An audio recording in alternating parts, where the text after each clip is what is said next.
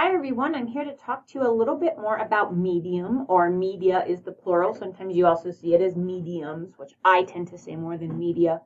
I want to do a thing where I preview the readings for Module 8. These are the example essays that are in different mediums.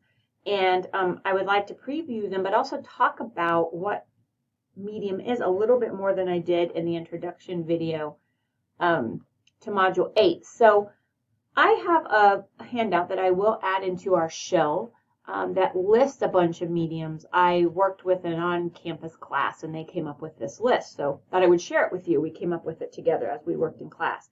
And there are a lot of really great mediums listed. Any of these are eligible for the assignment. You would be working within the medium that you choose, that you think fits best with your topic. And your concern for medium is a little bit different than genre. Medium and genre are very alike, but medium is more about the appearance of your document, the appearance of the piece of writing. I would say the appearance of writing these days, most of the reading we do is online, is a really strong balance between text and images and the layout of the text and images and how the text and the images work together.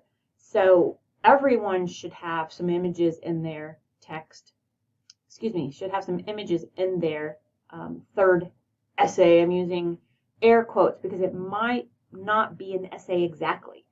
Not in an essay format, right? Not in that shape, not the white page with black text and the MLA heading in the header. It might look a little bit different for essay 3 depending on what you choose. And what aligns with your topic. So let's talk about a few of these mediums, and then I'm going to show you the readings as well that I think align with them. So let's start with magazine and journal articles. I have two examples for these. Let's start with a magazine article.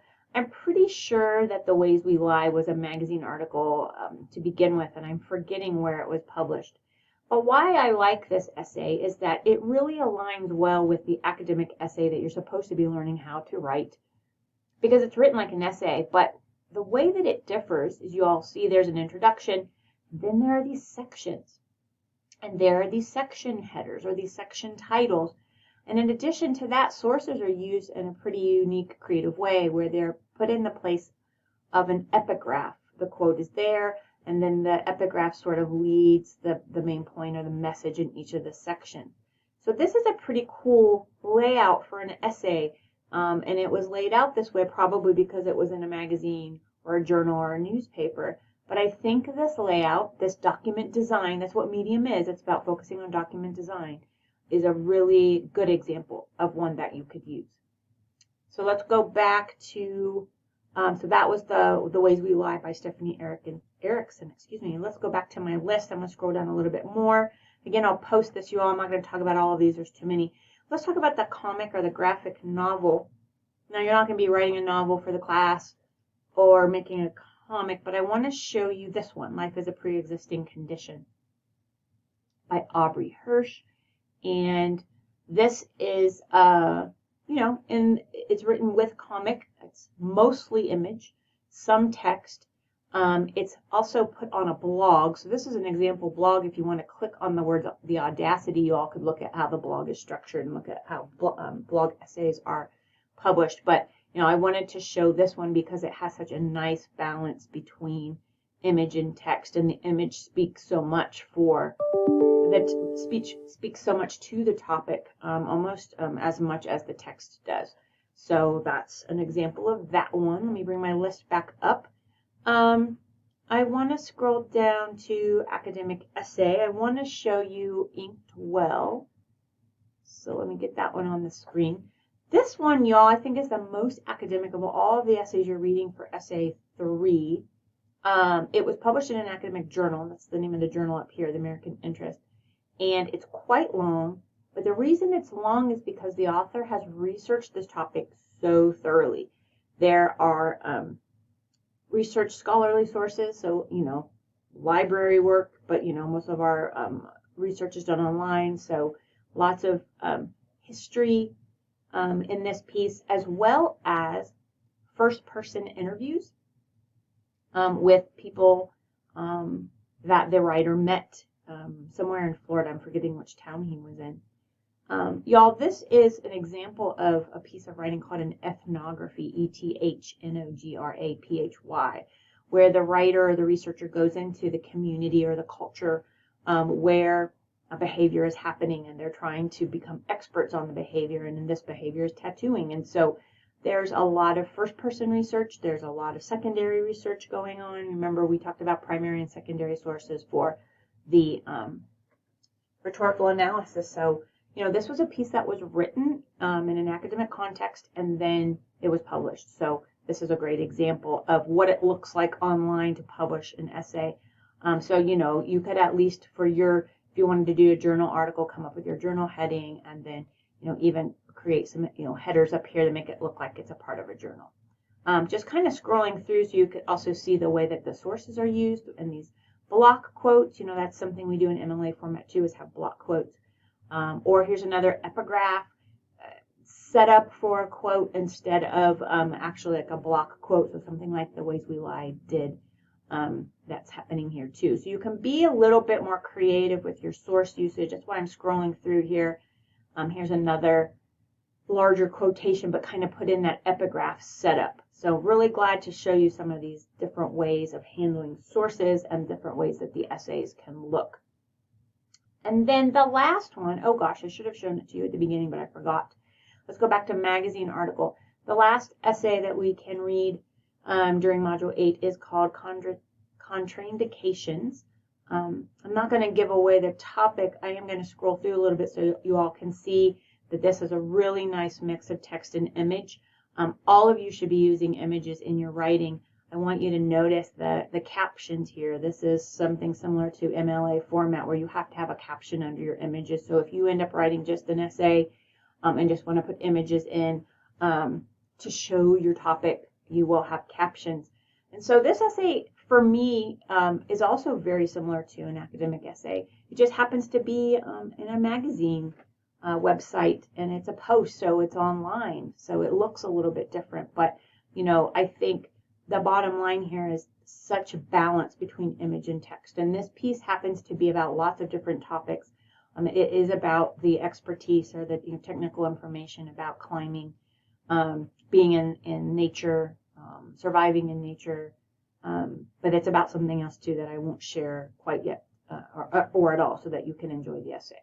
So a couple other things I want to mention on my list, y'all. I have any of these mediums are eligible for the assignment, but I want to talk about a few that I've highlighted in red. You all, Twitter threads are incredible to me. They read very much like essays. There's an initial post that pretty much is the introduction and sort of the thesis, saying here's what I'm writing about and why, or here's my position. And then there are several tweets all connected to the original tweet. So there's a thread of them, and some of them are very long. Probably the longest one I ever read was 15 tweets in a row by the writer. So if you're not familiar with what I'm talking about, you might research some Twitter threads. There are some Twitter thread compiling tools out there. People kind of accumulate the Twitter threads so that the topics can be read through, and it's almost like they're little mini essays. So check those out. Might be an option for you. Another thing that I'll mention is that you might decide to do a website instead of an essay. And I wanted to mention that there's a free website that I really like to use. I've actually been working on a website that I will use with my teaching, but it's not quite done yet. It's called Weebly. It's all the way free. It has templates where you can add images and add text, and you don't have to learn how to format the page or do any coding or anything like that. So if you're interested in doing a website, consider this as an option, because Weebly is super intuitive, very easy to learn, very easy to use. And a couple of other things I wanted to mention are open letters and op-ed essays. We've read an op-ed essay this semester. That Nicholas Kristof piece was an op-ed essay, and the structure of the op-ed essay is very much in line with argumentation and persuasion, very much written to a specific audience, particularly the periodical's audience, wherever that piece is published. So consider that as an option. And then open letters. I've mentioned open letters to a few people during Essay 2. Open letters, you all, are publicly published letters written between the author and they're directed to a particular person or a particular group of people. And the reason it's made public is so people can be aware of the issue, be aware of the problem. So you might want to research open letters if you think your topic would work well with that medium. I think overall you need to be thinking about your topic during Module 8, but I wanted to give you some more information about mediums so you could be thinking about them.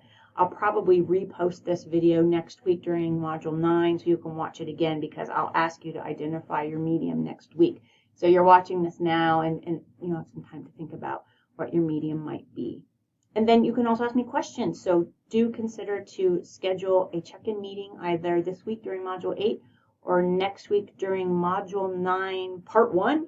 We have week 9 will happen 2 weeks in a row to allow for the different spring break weeks for Larimer campus and Boulder County campus and Westminster campus and Brighton campus. So make sure that you get a check-in meeting with me this week or next week, the start of March 14th. I won't be online the week of the 21st, so be thinking about getting that check-in meeting scheduled if you have questions about Essay 3. And I'm happy to help you to come up with your plan for Essay 3, not only choosing your topic, but choosing the medium that you think will work best with your topic. Great. I'm so glad I got to talk to you today about the essays and medium, and I hope you're doing well, and I'll talk to you later. Bye, everyone.